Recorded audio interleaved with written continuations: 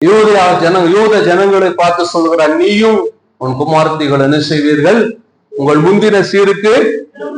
இந்த மாதத்திலும் தேவன் நமக்கு கொடுத்த வாக்குத்தத்தம், முந்தின சீருக்கு. நான் இந்த வார்த்தைகளை அதை தியானிக்கும் போது இந்த வேத பகுதிகளை நான் வாக்குத்தத்தனும் அதுக்குன்னு ஒரு இடத்தை ஒரு வாக்கு தேடிட்டு இல்லை. எந்தெந்த புஸ்தகத்தை தியானிக்கிறேனோ அதிலிருந்து இருந்து தேவன் கொடுக்கிற வார்த்தையை தான் உங்களோடு நான் பகிர்ந்து கொள்கிறேன்.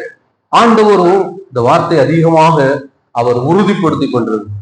எப்படி உறுதிப்படுத்துகிறார் என்றால், அந்த வார்த்தையை நிறைவேற்ற போகிற விதமாக தேவன் அதற்கான சான்றுகளை, சாட்சிகளை, அந்த நிறைவேற்ற போவதற்கான வார்த்தைகளை தேவன் ஒவ்வொரு நாளும் நமக்கு தந்து நம்மளை பலப்படுத்தி கொண்டு வருகிறார். அல்லேலூயா, அல்லேலூயா. இன்றைக்கு நான் உங்களோடு பகிர்ந்து கொள்ள போகிற சில காரியங்களையும் ஆண்டவர் என்னோடு இடைப்பட்டார். என்னோடு ஆண்டவர் அந்த காரியங்களை உறுதிப்படுத்தினார். அல்லேலூயா. முந்தின சீருக்கு திரும்புவீர்கள் என்று சொல்லி ஆண்டவர் யூதேய ஜனங்களுக்கு ஆண்டவர் சொன்னது போல நமக்கும் அந்த வார்த்தையை திரும்பவும் ஆண்டவர் நமக்கு சொல்லி இருக்கிறார். இன்னைக்கு ஒரு வசனத்தை வாசிக்கலாம். எசேக்கியேல் 36 அதிகாரம் 11 வசனத்தை வாசிங்க. எசேக்கியேல் 36:11. உங்கள் மேல் மனுஷரையும் மிருகம் ஜீவன்களையும் பெருகி பழுகும்படி வர்த்திக்க பண்ணுவேன். பூர்வ நாட்களில்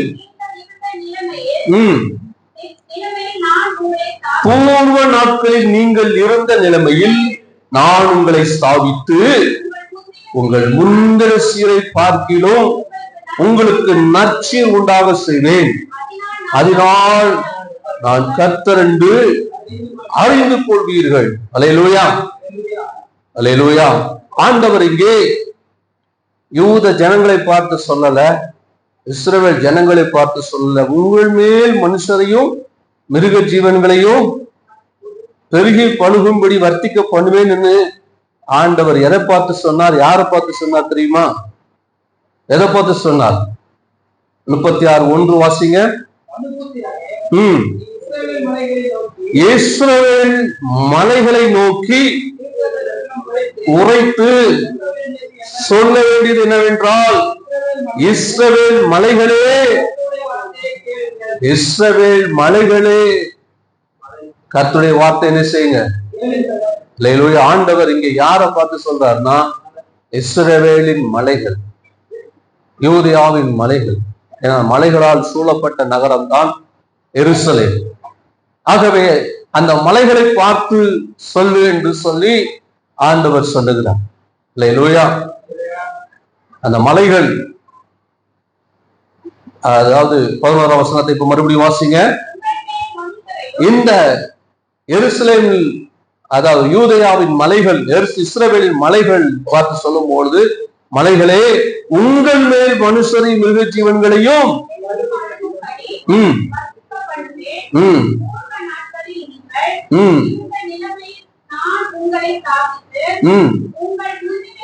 பாருங்க. இப்பொழுது அந்த மலைகள் எப்படிப்பட்டதா இருக்கிறது என்று சொன்னால், 2ஆம் வசனத்தை வாசிங்க. பகைஞன் உங்களை குறித்து நித்திய மேடுகள் எங்கள் வசமாய் சென்று சொல்லுகிறபடியால், பாருங்க, அந்த மலைகள் இப்பொழுது மேடுகளாய் இருக்கிறது. மலைகள் இப்போ மழை காலங்களா இருக்கிறதுனால மலைகள் எல்லாம் செழிப்பா தெரியும். எல்லா இடங்களிலும் மரங்கள், செடிகள் வளர்ந்துருக்கு. ஆனா உஷ்ண காலத்துல, வெயில் காலத்துல பாத்தீங்கன்னா எல்லா மலைகளும் எப்படி இருக்கும்? மேடுகளா தான் இருக்கும். அப்போ இப்போ அந்த மலைகள் எப்படி இருக்குது? அது மேடுகள். எப்படிப்பட்ட மேடுகளா? பாலான மேடுகளாய், நித்திய மலைகளாய் காணப்படுது. அங்கே யார் இல்ல, மனுஷர் இல்ல, மிருகங்கள் இல்ல, எதுவுமே இல்லாத பாலான மேடுகளாய் அது காணப்படுகிறது. அல்லேலூயா. அதுல 4ஆம் வசனத்தை வாசிக்கலாம்.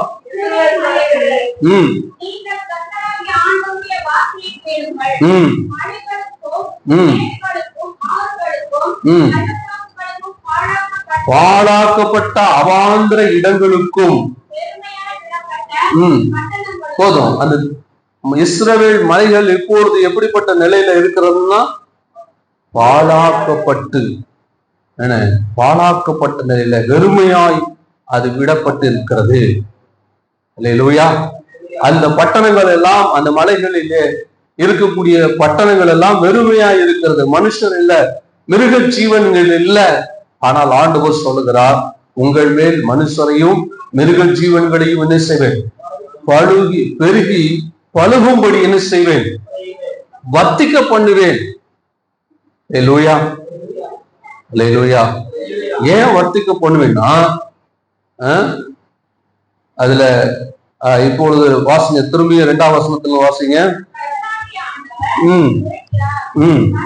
பகைஞன் உங்களை குறித்து இப்பொழுது இஸ்ரவேல் ஜனங்கள் அங்கே இல்லை, யூத ஜனங்கள் அங்கே இல்லை. அவைகள் பாழான வெளிகளாய்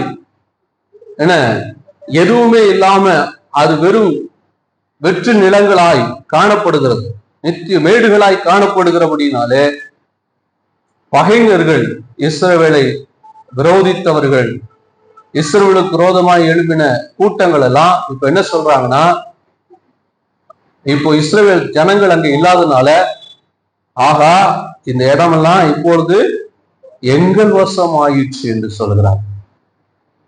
அல்லேலூயா. ஆகா இந்த நிலங்கள்லாம் என்ன செய்துக்கோ எங்கள் வசமா மாறிச்சு, எங்களுக்கு சொந்தமாயிடுச்சு. ஆண்டவர் இஸ்ரவேல் ஜனங்களுக்கு அந்த மலைகளை ஆண்டவர் சுதந்திரமாய் கொடுத்தார். அது வாக்குத்தத்தத்தின் பூமி. ஆபிரகாமுக்கு ஆண்டவர் இந்த தேசத்தை உன் சந்ததிக்கு என்ன செய்வேன்? கொடுப்பேன்னு சொல்லியிருந்தார். உனக்கும் சந்ததிக்கு கொடுப்பேன்னு சொல்லியிருந்தார். அது வாக்குத்தத்த பூமி. அல்லேலூயா. ஆனா இப்போ அவரை சுற்றி இருக்கிற ஜனங்கள், புறஜாதிகள், அவருக்கு பகைஞர்கள் இப்பொழுது அதை தங்களுக்கு சொந்தமாக்கி கொண்டு இருக்கிறார்கள். இப்பொழுது என்ன செய்யறாங்க? ஏன்னா இப்பொழுது அது எப்படிப்பட்ட நிலமா இருக்கிறது? வெறுமையா இருக்கிறது. அது மேடான நிலங்களா இருக்கிறதுனாலே, அங்கே மனுஷ மிருக ஜீவன்கள் இல்லாதனாலே எல்லா புறஜாதிகளும் இதை இப்பொழுது தங்களுக்கு சுதந்திரமாய் கொண்டார்கள். அடுத்து தொடர்ந்து வாசிங்க.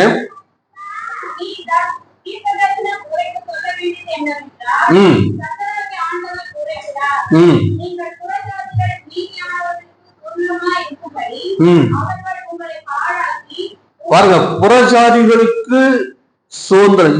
யாருக்கு சுதந்திரமாய் கொடுக்கப்பட்டது? இஸ்ரவேல் ஜனங்களுக்கு சுதந்திரமாய் கொடுக்கப்பட்டது. அந்த மலைகள், இஸ்ரவேல் மலைகள் எல்லாம் இஸ்ரவேல் ஜனங்களுக்கு சுதந்திரமாய் கொடுக்கப்பட்டது. ஆண்டவர் இஸ்ரவேல் ஜனங்களுக்கு தான் ஆண்டவர் அதை கொடுத்தார். அல்லேலூயா. ஆனா இப்போ நீங்கள் புறஜாதிகளில் மீதியானவர்களுக்கு சுதந்திரமாகும்படி அவர்கள் உங்களை பாழாக்கி உங்களை சுற்றிலும் இருந்து விழுகினபடினால் நீங்கள் வாயாடிகளுக்கு பேச்சும் ஜனங்களுக்கு அவதூறுமானவனாகபடினாலும் மலைகளை பார்த்து சொல்லுகிறார், நீங்கள் இப்பொழுது வாயாடிகளுக்கு, ஆமா, ஊர்ல 2 கிளடி சேர்ந்தா போதும், 2 வயசானவங்க சேர்ந்தா போதும். என்னென்னலாமோ, அதாவது உண்மையே இல்லையோ கேள்விப்பட்டதெல்லாம் உண்மை மாதிரி பேசுவாங்க.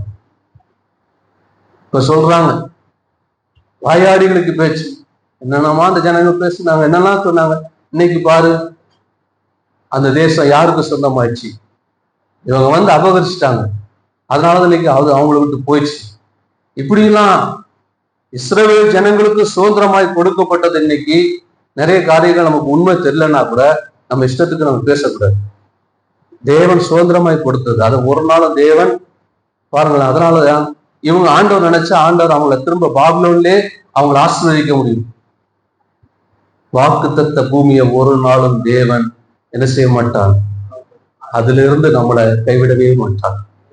ஏன்னா அது வாக்குத்தத்த பூமி. ஆண்டவர் ஆபிரகாமுக்கு சொல்லும்போது, நீ இஸ்மவேலுக்கு பண்ண ஜெபத்தையும் நான் கேட்கிறேன், அவனையும் ஆசீர்வதிப்பேன். ஆனா வாக்குத்தத்தத்தின் பிள்ளை தான் யாரு? ஈசாக்கு. அவனுக்கு தான் வாக்குத்தத்த பூமி. அல்லேலூயா, அல்லேலூயா.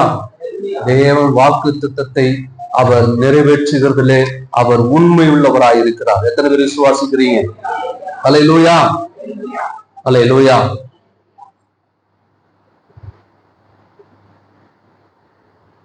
அதே எசேக்கியேல் 36ஆம் அதிகாரத்துல 36ஆம் வசனத்தை வாசிங்க.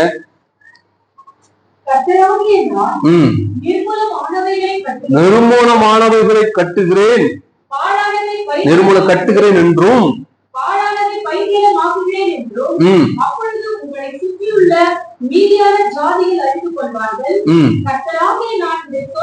சொன்னேன், இதை செய்வேன். அல்லேலூயா, அல்லேலூயா. பாருங்க, ஆண்டவர், அதாவது இஸ்ரவேல் ஜனங்கள் அந்த தேசத்தை சுதந்திரிக்கும்படி கர்த்தர் செய்தான். ஏன்னா ஆபிரகாமுக்கு கொடுத்த வாக்குத்தத்தம், உனக்கும் சந்ததிக்கும் தேசத்தை என்ன செய்வேன், கொடுப்பேன்னு சொன்ன வாக்குத்தத்தத்தை தேவன் நிறைவேற்றினார். இப்பொழுது அவர்கள் அந்த தேசத்துல இல்லை, அவர்கள் பாபிலோனுக்கு துரத்தப்பட்டாலும் தேவன் இதை இஸ்ரவேல் ஜனங்களுக்குரியதாகவே பார்க்கிறார். அல்லேலூயா. ஏன்னா அது வாக்குத்தத்தம் பண்ணப்பட்ட தேசம். அல்லேலூயா. புறஜாதிகள் அவர்கள் அதை சுதந்திரித்துக் கொண்டாலும் இன்னைக்கும் இஸ்ரவேல் கிட்டத்தட்ட பல நூற்றாண்டுகளாக, முதல் நூற்றாண்டிலே யூதர்கள் இயேசு கிறிஸ்துடைய காலத்துக்கு, இயேசுடைய மரணத்தை உயிர்த்தெழுந்த பிற்பாடு முதல் நூற்றாண்டில சிதறடிக்கப்பட்டவங்க கிட்டத்தட்ட அவங்க 19-20 நூற்றாண்டுகளா அந்த தேசம் விடப்பட்டிருந்தாலும் திரும்ப இந்த தேசத்தை இப்போ சுதந்திரித்து கொண்டு அவர்களை யார் அசைக்க முடியாம இருக்கிறதுக்கு காரணம் அவங்களுடைய திறமையும் அவங்களுடைய ஞானமும் அல்ல, கர்த்தர் ஆபிரகாமுக்கு பண்ணின வாக்குத்தத்தம். அதனாலதான் இன்னைக்கும் அந்த தேசத்தை தேவன் அவர்களுக்கு சொந்தமா திரும்ப கொடுத்திருக்கிறார். அல்லேலூயா. திரும்ப தேசத்தை அவர்கள் கட்டியதுக்கு காரணம் தேவன் கொடுத்த வாக்குத்தத்தம். அதனால நான் சொல்லுகிறார், நான் நிர்மூலமான போனாலும் திரும்ப கட்டுகிறவன். ஆகவே பாழாய் போன அந்த நிலத்தை, பாழாய் போன தேசத்தை திரும்ப நான் என்ன செய்வேன், நான் கட்டுவேன். ஏன்னா நான் சொன்னேன், நான் செய்வேன். அல்லேலூயா. கர்த்தர் நமக்கு சொன்னதை செய்வார். எத்தனை விசுவாசிக்கிறீங்க? அல்லேலூயா. இந்த இடத்துல ஆண்டவர் சொல்லுகிறார், என்ன, இஸ்ரவேல் மலைகளே, உங்களை பார்த்து புறஜாதிகள் என்ன செய்றாங்க, வாயாடிகளுக்கு பேச்சும் அவதூறமானவர்களா இருக்கிறீங்க. உங்களை பார்த்து என்னென்னமோ சொல்றாங்க, அவதூறு பண்றாங்க. பரவாயில்ல, ஆனாலும் அந்த மலைகள் உங்களுக்கு அந்த மலைகளை பார்த்து திரும்ப சொல்ற, இஸ்ரவேல் மலைகளை, நீங்கள் கர்த்தருடைய வார்த்தையை கேளுங்கள். மலைகளுக்கும் மேடுகளுக்கும் ஆறுகளுக்கும் பள்ளத்தாக்குகளுக்கும் பாழாக்கப்பட்ட அவாந்திர இடங்களுக்கும் வெறுமையாக விடப்பட்ட பட்டணங்களுக்கும் கர்த்தராகிய ஆண்டவர் சொல்லுகிறார், உங்களை சுற்றிலும் மீதியான புறஜாதிகளுக்கு நீங்கள் கொள்ளையும்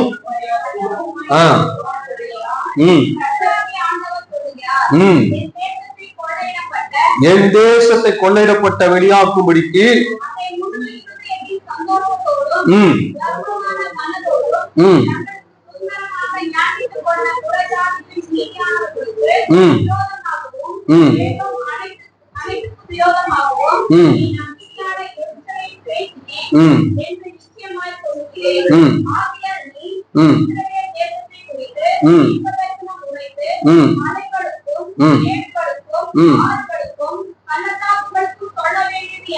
பாருங்க, ஆண்டவர் அந்த இஸ்ரவேல் தேசத்துடைய மலைகளுக்கு சொல்ற காரியத்தை தான் திரும்ப திரும்ப ஆண்டவர் சொல்லுகிறார்.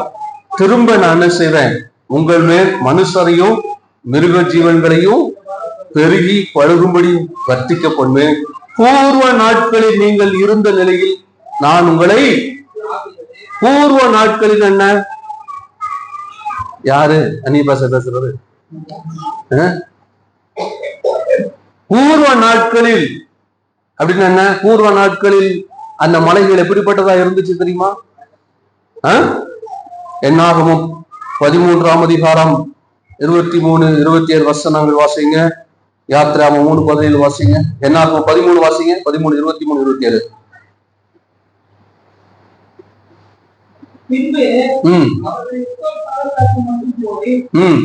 அதாவது இஸ்ரவேல் ஜனங்களுக்கு தேவன் அந்த கானான் தேசத்தை வாக்கு பண்ணார். அவர்கள் சுதந்திரத்திற்கு முன்பாக மோசே அவர்களை வேவு பார்க்கும்படி அனுப்பும் போது அவர்கள் போறாங்க.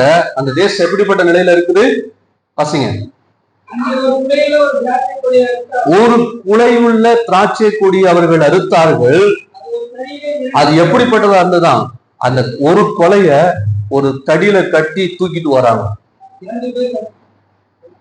அப்படிப்பட்ட ஒரு தேசம். 27 வசனம் வாசிங்க. நீர் எங்களை அனுப்பின தேசத்துக்கு போய் வந்தோம். அது எப்படிப்பட்ட தேசம் தான்? அல்லேலூயா. ஆண்டவர் சொல்றாரு, இந்த தேசம் முன்பு எப்படிப்பட்ட தேசமா இருந்தது? பாலும் தேனும் ஓடுகிற தேசம். அது ஒரு திராட்சை கொலைய ஒரு கம்பளை கட்டிட்டு இருந்தாங்க. அப்படிப்பட்ட செழிப்பான தேசம். அதுதான் இப்பொழுது எப்படி இருக்குது? மேடுகளா, மண்மேடுகளா இருக்கு. ஆண்டவர் சொல்லுகிறார், பூர்வ நாட்களில் நீ இருந்த நிலையிலே உன்னை என்ன செய்வேன்? நான் உன்னை அப்படின்னா பூர்வ நாட்கள்ல அந்த கானான் தேசத்தை அவர்கள் சுதந்திரிக்கும் போது அந்த கானான் தேசம் எப்படிப்பட்ட நிலையில இருந்ததோ கர்த்தர் சொல்லுகிறார், அந்த முந்தின சீருக்கு நான் உன்னை மறுபடியும் என்ன செய்வேன்? ஸ்தாபிப்பேன். அல்லேலூயா. முந்தின சீருக்கு உன்னை ஸ்தாபிப்பேன். அல்லேலூயா. ஸ்தாபித்து உன்னை என்னென்ன பண்ணுவேன்? மனுஷரை மிருகங்களையும் உன் மேல என்ன செய்வேன்? பெருகும்படி செய்வேன். கவனிக்கிறீங்களா? அல்லேலூயா. அல்லேலூயா. அந்த தேசம் இப்பொழுது புறஜாதிகளால் பிடிக்கப்பட்டிருக்கிறது. புறஜாதிகள் அதை சுதந்திரித்துக் கொண்டார்கள். பலர் அதுக்கு விரோதமா பல காரியங்களை பேசுகிறாங்க. ஆனா ஆண்டவர் சொல்றாரு, அந்த தேசத்தை மறுபடியும் என்ன செய்வேன்? மறுபடியும் அந்த மலைகளிலே மறுபடியும் முந்திர சீர். எப்போ அந்த தேசத்தை அவர்கள் சுதந்திரிக்க வரும்போது எப்படிப்பட்ட தேசமா இருந்துச்சோ அதே போல பாலும் தேனும் ஓடுகிற தேசமாக நான் மறுபடியும் ஸ்தாபிப்பேன். அல்லேலூயா. அல்லேலூயா. உங்கள் முந்தின சீரை பார்க்கிறோம். உங்களுக்கு இப்பொழுது என்ன செய்வேன்? நற்சீர். இப்பொழுது இருக்கிற இந்த சீரை பார்க்க உங்களுக்கு நல்ல நற்சீர் உண்டாக செய்வேன். திரும்ப உங்களை அந்த இடத்துல என்ன செய்வேன்? திரும்ப நான் பூர்வ நாட்கள் இருந்தது போல ஸ்தாபிப்பேன். அல்லேலூயா. சரி, பூர்வ நாட்கள் இந்த இஸ்ரவேல் மலைகள் இஸ்ரவேல் ஜனங்களுக்கு எப்படிப்பட்டதா இருந்தது சொல்லுங்க. இந்த மலைகள் இஸ்ரவேல் ஜனங்களுக்கு எப்படிப்பட்டதா இருந்துச்சு? அவங்களுக்கு வாழ்வாதாரமா இருந்தது. அவங்களுக்கு இருந்த சோர்ஸ். இஸ்ரவேல் ஜனங்களுக்கு அந்த தேசத்துல அவங்க அந்த தேசத்தை சுதந்திரிக்கிற வரைக்கும் 40 வருஷம் வனாந்தரத்துல அவர்கள் வானத்திலிருந்து பெய்த மன்னாவை புசித்தாங்க. ஆனா தேசத்துக்குள்ள வந்த உடனே மன்னா நின்று போச்சு. அல்லேலூயா.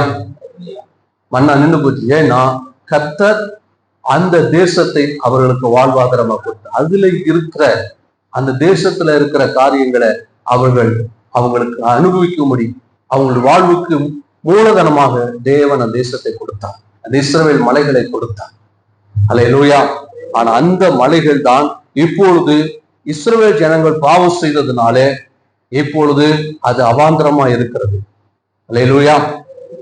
இஸ்ரவேல் ஜனங்கள் சில நேரங்கள்ல அதாவது புறஜாதிகள் சொல்லியிருப்பாங்க, அந்த ஜனங்கள் பாவம் செஞ்சாங்க. அந்த ஜனங்கள் பாவம் செய்ததுனால ஆண்டவர் அவர்களை அந்த தேசத்தை விட்டு என்ன செஞ்சிட்டார்? துரத்திட்டாரு. அவர்களையே துரத்திட்டு போய் அந்த மலைகள் என்ன அதுக்கு ஆண்டவர் திரும்ப உயிர் கொடுப்பாரா? ஆண்டவர் அதையும் கைவிடுவார். அல்லேலூயா. ஆனா ஆண்டவர் சொல்றாரு, நான் அவர்களை துரத்தினது உண்மைதான். அவர்கள் செய்த பாவங்கள் நிமித்தம் அவர்களை துரத்தினேன். ஆனாலும் திரும்ப நான் அவர்களை சீர்படுத்தும் போது நான் அவர்கள் அனுபவித்த அந்த சோர்ஸ் அதை திரும்பியும் அவர்களுக்கு கொடுப்பேன். அல்லேலூயா. கர்த்தர் இந்த மாதத்திலும் உங்களுக்கு சொல்ற காரியம், எது உங்களுக்கு வாழ்வாதாரமா இருந்ததோ கர்த்தர் அந்த வாழ்வாதாரத்தை திரும்பி உங்களுக்கு தரப்போகிறார். எத்தனை பேர் விசுவாசிக்கிறீங்க? விசுவாசித்தா மட்டும் கரங்களை தட்டி ஆண்டவரை மகிமைப்படுத்தும். அல்லேலூயா. எந்த காரியம் உங்களுக்கு சோர்ஸ், எந்த சோர்ஸ் உங்களுக்கு உங்க வாழ்க்கைக்கு உங்கள் வாழ்வாதாரத்துக்கு முக்கியமா இருந்துச்சோ இன்னைக்கு இந்த ஊழியம் எவ்வளவோ வளர்ந்து பெருக வேண்டியது. இன்னும் எவ்வளவு காரியம் செய்ய இந்த ஊழியத்தை கொண்டு செஞ்சிருக்கலாம். ஆனா இன்னைக்கு அந்த சோர்ஸ் அநேக காரியங்கள் இன்னைக்கு இல்லாம போச்சு. நான் யோசிக்கும் போது ஆண்டவர் இந்த வார்த்தை சொன்னார். அந்த இஸ்ரவேல் மலைகள் இஸ்ரவேல் ஜனங்களுக்கு ஒரு பெரிய மூலாதாரமா இருந்துச்சு. அவங்க அவங்களுக்கு வாழ்வாதாரத்தை கொடுத்துச்சு. பாலும் தேனும் ஓடுகிற தேசமா இருந்துச்சு. அவர்கள் அதுல இருக்கிறவைகளை புசித்தாங்க, அனுபவித்தாங்க. ஆனா இப்போ அது வெட்ட வெளியாக, அவாந்திர வெளியாக, அது மண்மேடுகளாக இருக்கிறது. ஆண்டவர் சொல்லுகிறார், மறுபடியும் நான் என்ன செய்வேன், உன்னை பூர்வ காலத்திலே நீ இருந்தது போல.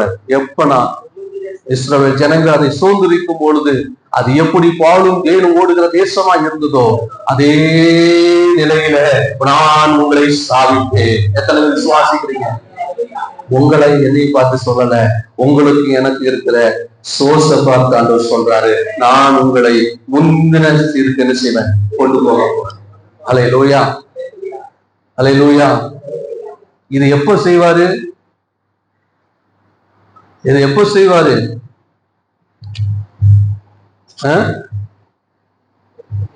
எப்ப செய்வாரு சொல்லுங்க. இளையகுமாரன் தகப்பனிடத்துல திருப்பி வந்த பிறகு அவனுக்கு கைக்கு மோதிரம், காலுக்கு பாதரட்ச, உயர்ந்த வஸ்திரத்தை உடுத்தி குளத்தை கன்று அடித்தான். ஆனா ஆண்டு சொல்றாரு, இஸ்ரவேல் மலைகளை 8ஆம் வசனத்தை வாசிங்க.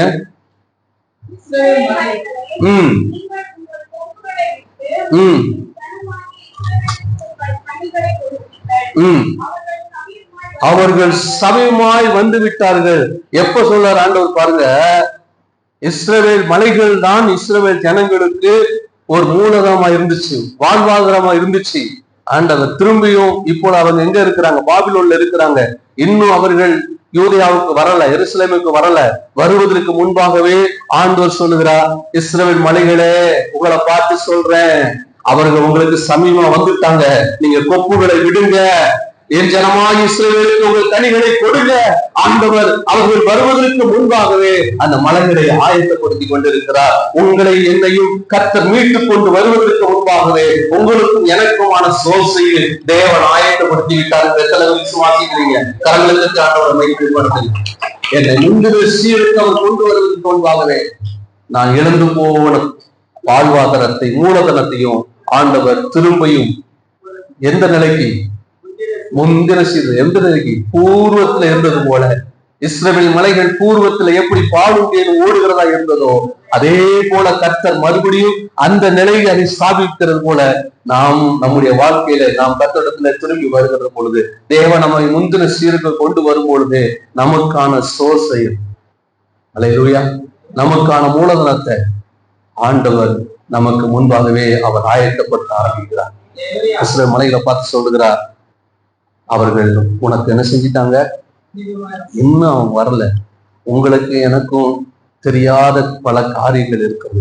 கண்களுக்கு மறைவான காரியங்களை கர்த்தர் செய்து கொண்டிருக்கிறார். எத்தனை விசுவாசிக்கிறீங்க? அல்லேலூயா. ஆண்டவர் சொல்லுகிறார், என் ஜனங்கள் நான் மறுபடியும் முந்தின சீருக்கு நான் அவர்களை கொண்டு வர போகிறேன். இஸ்ரவேல் மலைகளே, அவர்கள் சமீபமா வந்துட்டாங்க, நீ கொப்புகளை விடு, இன்னும் மண்மேடா இருக்காது, இன்னும் பாலான இடமா இருக்காது, இன்னும் நித்திய மேடா இருக்காது. என் ஜனங்களுக்காக ஆயத்தப்படுது. ஆண்டவர் ஆயத்தப்படுத்தி இருக்கிறார்.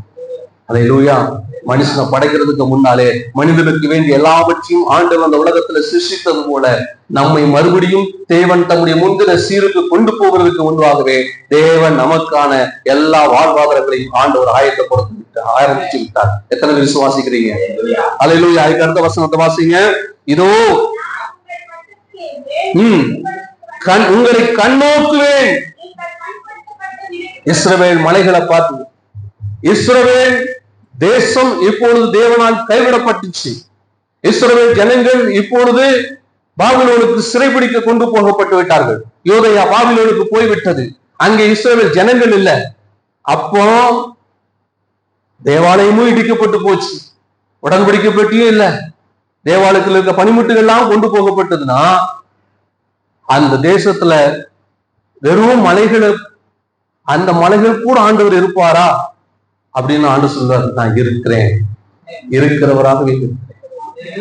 நான் உங்கள் மேல் கண்ணோக்கமா இருக்கிறேன்.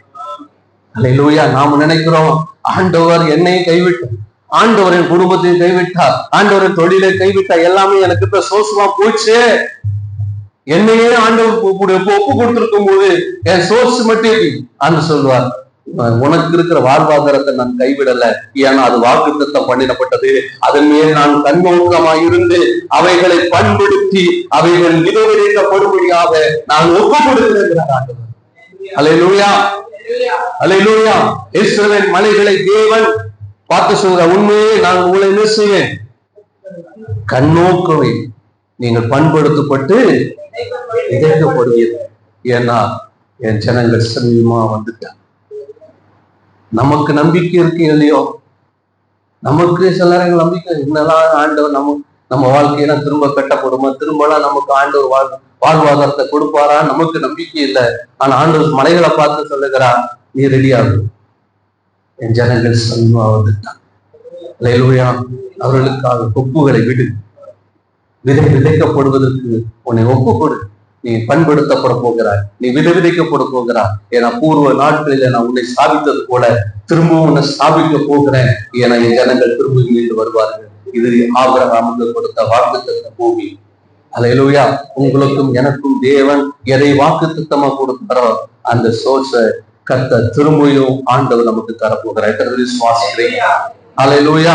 அடுத்து சொல்லுகிற 10வது வசனம் வாசிங்க. மனுஷர் யாவரையும் வர்த்திக்க பண்ணுவேன், பட்டணங்கள் குடியேற்றப்படும். அல்லேலூயா. ஆண்டவர் சொல்லுகிறார், முதலாவது சொன்னார், மலைகளே அவர்கள் சமீபம் வந்துட்டாங்க, என்ன செய், கொப்புகளை விடு, பண்படுத்தப்பட்டு விதைக்கப்படு அப்படிங்கிறார். இப்போ ஆண்டவர் சொல்றார், ஒரு ஸ்தலங்கள்லாம் என்ன செய்யப்படும், பாழான ஸ்தலங்கள்லாம் இப்ப என்ன செய்யும், திரும்ப கட்டப்படும். அல்லேலூயா.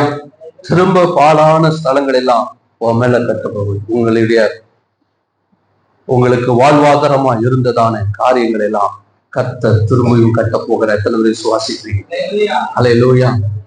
இஸ்ரவேல் மலைகள் தான் இஸ்ரவேல் ஜனங்களுக்கான வாழ்வாதாரம். மலைகள்ல தான் இன்றைக்கு பெரும்பாலும் மலைகளிலே பணப்பயிர்களை தான் அதிகமா விவசாயம் பண்றாங்க. ஆனா இஸ்ரவேலில எல்லா விவசாயம் மலைகளில் இருந்துதான் நடக்குது. மலைகள் பள்ளத்தாக்குகள், ஏன்னா அந்த தேசம் அப்படிப்பட்ட தேசம். அல்லேலூயா. மலைகளும் பள்ளத்தாக்கு உள்ள தேசம் என்று சொல்லப்பட்டிருக்கிறது. அல்லேலூயா. கடினமான தேசம். ஆனா அங்கதான் ஆண்டவர் அவர்களை ஆசீர்வதித்து, ஏன்னா வாக்குத்தத்தம் பண்ணப்பட்ட பூமி. அல்லேலூயா. அதுலதான் அவர்கள் பாலும் தேனும் ஓடுகிற தேசமா அவங்களுக்கு ஆண்டவர் கொடுத்து, அங்கதான் ஒரு காட்சி ஒரு குலையை ஒரு கம்பளை கட்டி தூக்கிட்டு வந்தாங்க. அப்படிப்பட்ட ஒரு செழிப்பான தேசத்தை தேவன் அவர்களுக்கு கொடுத்ததை திரும்பவும் ஆண்டவர் திரும்ப என்ன செய்வேன், நான் கொடுப்பேன், திரும்பவும் உங்களுக்கு என்ன செய்வேன். 11வது வசனம் வாசிங்க. பாருங்க, இஸ்ரவேல் மலைகளை பார்த்து சொல்லுகிறார், வெறுமையா இருக்கிற மலைகளே உங்கள் மேல திரும்பி என்ன செய்வேன், எந்த காரியத்துல எந்த வாழ்வாதாரம் உங்களுக்கு கொடுத்த இடத்துல இது வெறுமையா இருக்கிறதோ கர்த்தர் அதெல்லாம் மறுபடியும் நிரப்ப போகிறார். எத்தனை விசுவாசிக்கிறீங்க? அல்லேலூயா. உங்கள் மனுஷ மிருகங்களையும் பெருகி பழுகும்படி வர்த்திக்கப்படும். உங்களுடைய வாழ்வாதாரமா இருந்தவர்களை தேவன் மறுபடியும் வர்த்திக்க பண்ண போகிறார். பூர்வ நாட்கள் இருந்த நிலைமையில் நான் உங்களை ஸ்தாபித்து உங்கள் முன்னின சீரை பார்க்கிறோம், உங்களுக்கு என்ன செய்வேன், நற்சீர் உண்டாக செய்ய போகிறேன். அல்லேலூயா, அல்லேலூயா. ஆண்டவர் முன்தின சீர் இதுவரைக்கும் இருந்ததை காட்டி, இதுக்கு முன்னால் அந்த தேசம் இஸ்ரவேல் அந்த தேசம் அந்த மலைகள் எல்லாம் இப்பொழுது கைவிடப்பட்டு வெட்ட வெளியில வனாந்திரமா இருக்கிறது. ஆண்டவர் திரும்ப அதற்கு நற்சீர் உண்டாக செய்ய போகிறார். அதே போல உங்களுக்கு வாழ்வாதாரம் கொடுத்த காரியங்களை ஆண்டவர் திரும்பியும் கட்ட போகிறார், திரும்பியும் அதை உயிர்ப்பிக்க போகிறார். இழந்து போன வேலைகளை, இழந்து போன தொழில், இழந்து போன வியாபாரம், இழந்து போன வாழ்க்கைய கர்த்தர் திரும்பியும் தந்து உங்களை மறுபடியும் கட்ட கர்த்தர் போதுமானவராய் இருக்கிறார். எத்தனை பேர் விசுவாசிக்கிறீங்க? மறுபடியும் அந்த வசனத்தை நான் ஏற்கனவே வாசித்த வசனத்தை வாசிங்க. 35, 36 இல்ல 35 வாசிங்க. இல்ல அதுக்கு முந்தின வசனம் சேர்த்து வாசிங்க. பார்வைக்கும் பாழாய் கிடந்ததற்கு பதிலாக பயிரிடப்படும். எத்தனை பேர் விசுவாசிக்கிறீங்க? பாழாய் கிடந்த தேசம் எத்தனையோ பாதையில் அது பாழாய் கிடந்தது, ஆனா இப்போ அது பயிரிடப்பட போகிறது. எத்தனை பேர் விசுவாசிக்கிறீங்க? நல்ல கரங்களை தட்டி ஆண்டவரை மகிமைப்படுத்துங்க. அல்லேலூயா. பாழாய் கிடந்த பகுதிகள் எல்லாம் இனி பயிரிடப்பட போகிறது. பாழாய் கிடந்த இந்த தேசம் எப்படியா? எத்தனையோ வாயாடிகள் சொன்னாங்கல்ல, ஐயோ ஆண்டவர் பாருங்களை பண்ண அநியாயத்துக்கு தான் இப்படி அடிச்சாரு. ஆனா இப்போ அவங்க எல்லாம் சொல்ல போறாங்க, பாழாய் கிடந்த தேசம் ஏதேன் தோட்டத்தை போலாய் சென்றும் அவாந்திரமும் நிர்மூலமாயிருந்த பட்டணங்கள் அரணிப்பானவைகளும் குடியேற்றமாய் இருக்கிறது என்று உங்க மேல புறஜாதிகள் எவ்வளவு அவதூறான வார்த்தைகளை பேசினார்களோ. புறஜாதிகள் என்று சொன்னால் உங்களுக்கு குரோதமான ஜனங்கள், உங்களை பகைக்கிறவர்கள். இவன் பண்ண அநியாயத்தை ஆண்டவர் எல்லாத்தையும் காலி பண்ண என்ன பண்ணார் அப்படின்னு சொன்னாங்களோ. உண்மையாகவே நீங்க தவறு பண்ணியிருந்தா மனம் திரும்பி வரும்பொழுது, உங்கள் பாவங்களை அறிக்கை செய்து நீங்கள் ஆண்டவரோடு ஒப்பாகும் போது, கர்த்தர் உங்க வாழ்க்கைய, உங்களுக்கு வாழ்வுக்கான வாழ்வாதாரத்தை எல்லாத்தையும் தேவன் நமக்கு மீட்டு தருவார். அல்லேலூயா. அப்போ உங்க வாழ்க்கையில பாழாய் கிடந்தவைகளை பார்க்கிற ஜனங்கள் சொல்வார்கள், என்ன சொல்லுவாங்க? பாழாய் கிடந்த தேசம் இப்பொழுது ஏதேன் தோட்டத்தை போலாய், உங்கள் வாழ்வாதாரம் மறுபடியும் ஏதேனை போல செழிக்க போகிறது. அல்லேலூயா. அவாந்திரமும் பாலும் நிர்மூலமா இந்த பட்டணங்கள் இப்பொழுது அரணிப்பானவைகளும்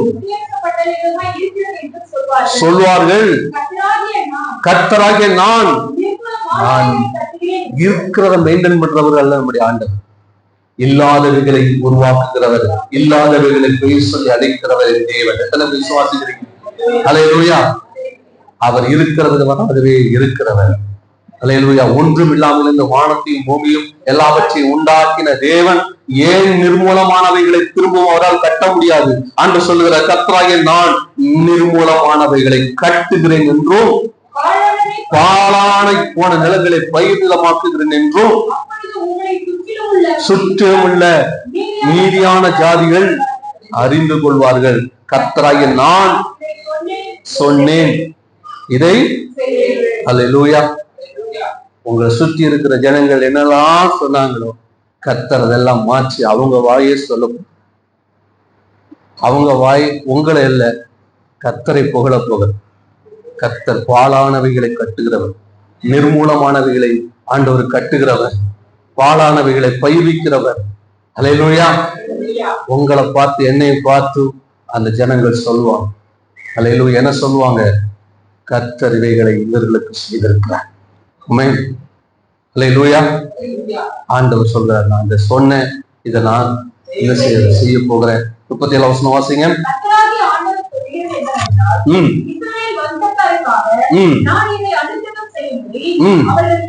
அவர்கள் என்னிடத்தில் விண்ணப்ப பண்ண வேண்டும். பாருங்க, இஸ்ரவேல் மலைகளுக்காக அவர்கள் என்ன செய்யணும்? விண்ணப்பம் பண்ணுனா நான் மந்தை பெறுகிறது போல மனுஷர் என்ன செய்வேன்? அல்லேலூயா. நீங்களும் உங்க சோர்ஸ்க்காக ஜெபம் பண்ணுங்க. கர்த்தர் மீட்டு தரப்போறேன்ட்டாரு, ஆனா அதுக்காக நீங்க ஜெபிக்கணும். நம்முடைய சோர்ஸ்க்காக, நம்முடைய எது வாழ்வாதாரமா இருந்துச்சு, எது வாக்குத்தத்தம் பண்ணப்பட்டதா இருந்ததோ, வாக்குத்தத்தம் பண்ணப்பட்டவைகளுக்காக, வாழ்வாதாரத்துக்காக, உங்க சோர்ஸ்க்காக உங்களை நீங்க திரும்பி அதுக்காக ஜெபம் பண்ணுங்க. உங்களுக்குள்ள சில நேரம் நமக்குள்ளே அவிசுவாசம், மற்றவங்க சொல்றதை கேட்டு கேட்டு அவிசுவாசமும் வளரக்கூடாது, இருக்கக்கூடாது. அல்லேலூயா. கர்த்தர் சொன்னா சொன்னேன், நான் செய்வேன், நீ விண்ணப்பம் பண்ணு. அல்லேலூயா. நான் சொன்னேன், நீ என்ன செய்?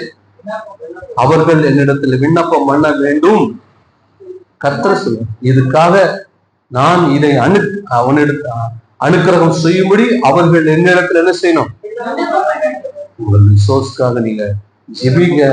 கர்த்தர் நிச்சயமாய் அது மறுபடியும் கட்டி எழுப்பி, பூர்வ காலத்துல நீங்கள் எப்படிப்பட்ட நிலையில இருந்தீங்களோ அதே போல மறுபடியும் கர்த்தர் உங்களுக்கு அந்த முந்தின ஆசீர்வாதத்தை, வாழ்வாதாரத்தை உங்களுக்கு கொடுப்பதற்கு போதுவாக